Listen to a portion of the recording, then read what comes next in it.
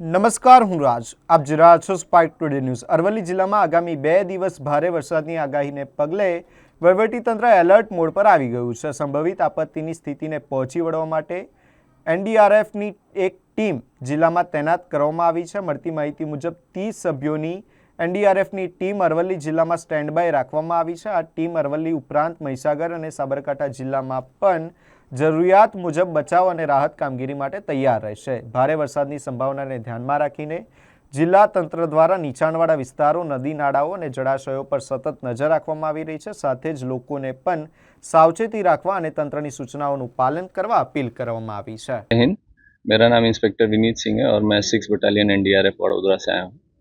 आगामी 2 से 3 दिनों में भारी वर्षा का अनुमान है, जिसकी वजह से अरावली डिस्ट्रिक्ट में, जिसकी वजह से एससीओसी द्वारा ये आदेशित किया गया कि एक टीम 6 बटालियन की यहाँ पे डिप्लॉय होगी, जिस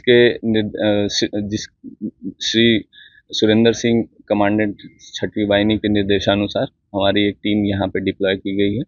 और किसी प्रकार की इमरजेंसी या फिर कोई ऐसी घटना घटती है जो जिसमें जल भराव या फिर कोई और समस्या होती है, तो हमारी टीम उसको रिस्पॉन्ड करने के लिए तत्पर है।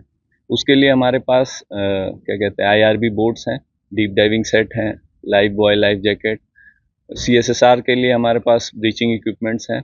मेडिकल फर्स्ट रिस्पॉन्डर के लिए हमारे पास फर्स्ट एड के सारा सामान है। रोप रेस्क्यू से रिलेटेड सारा सामान है हमारे पास। तो अगर कोई भी ऐसी इमरजेंसी कॉल आती है हमारे पास, तो हम अलर्ट में हैं यहाँ पे, और 10 मिनट के अंदर ही हम इंसिडेंट साइट के लिए निकल जाएंगे और वहाँ पे जिस प्रकार की भी स्थिति होगी उसके प्रति हम रिस्पॉन्ड करेंगे।